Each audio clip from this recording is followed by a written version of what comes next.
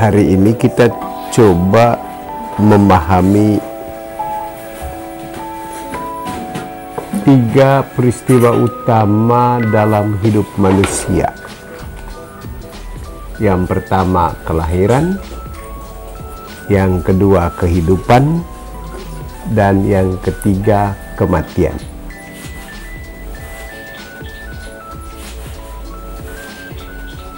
Pada umumnya kelahiran itu disambut dengan riang gembira. Semua orang bersorak-sorai atas kelahiran seorang manusia baru.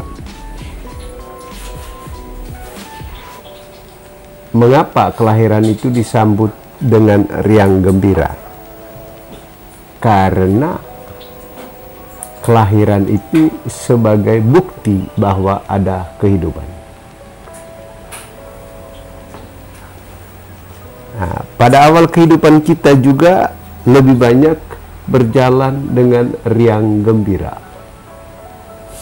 Karena itu kalau kita lihat anak-anak lebih riang dari orang tua. Apalagi yang lanjut usia. Yang masih muda lebih bersuka cita dari yang sudah dewasa. Karena apa? Dipandang oleh dunia bahwa mereka masih hidup secara penuh. Sedangkan yang tua, dia merasa hidupnya sudah mulai berkurang. Setelah kita menyadari kehidupan,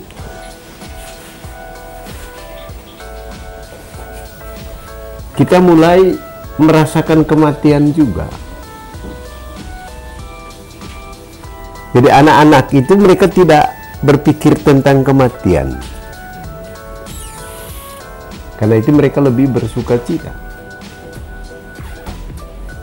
Sedangkan orang dewasa sudah berpikir tentang kematian bercampur dengan kehidupan. Maka yang terjadi adalah setengah mati dan setengah hidup. Karena itu orang dewasa akhirnya menerima hidup itu sebagai satu perjuangan.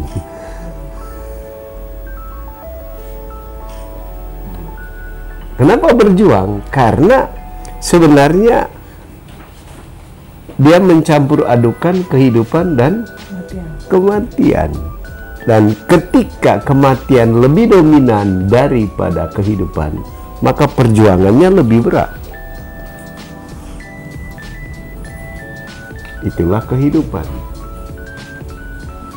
Nah, jadi kalau kelahiran disambut dengan sukacita, kehidupan disambut dengan setengah sukacita dan disambut dengan perjuangan.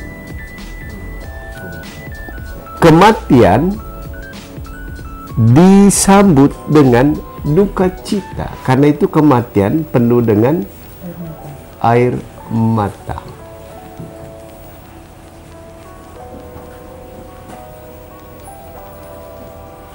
Karena semua manusia memandang kematian sebagai akhir dari kehidupan. Karena itu orang yang masih hidup sekalipun ketika dia berpikir tentang kematian, dia akan mengatakan hidup ini sia-sia. Karena dia melompat ke wilayah kematian.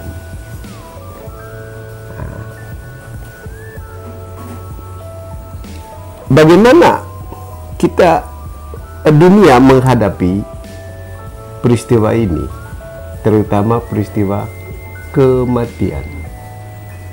Karena kematian itu yang paling menakutkan. seperti tadi, dunia memandang kematian sebagai akhir dari kehidupan dan tidak ada kehidupan lagi. Karena itu diskusi tentang kematian lebih dahsyat daripada diskusi tentang kehidupan, bahkan kelahiran.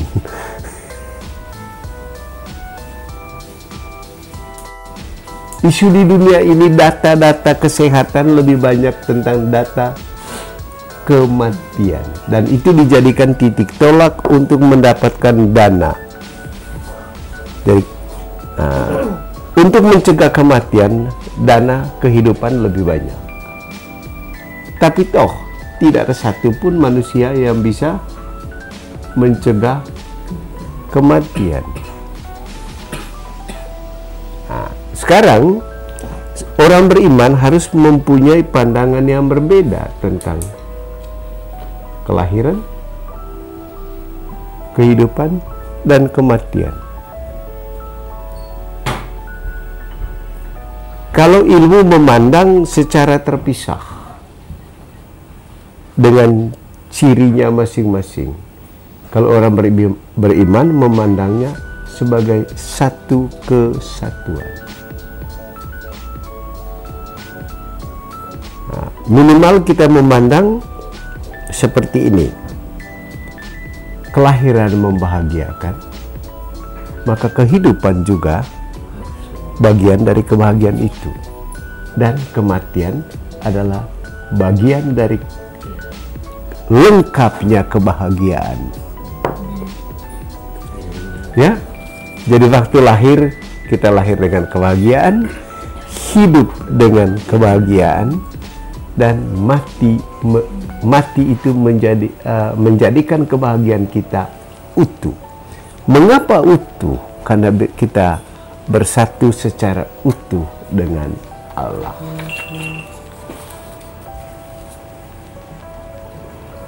Ya, sebenarnya itu sudah dinyatakan berulang-ulang dalam Injil.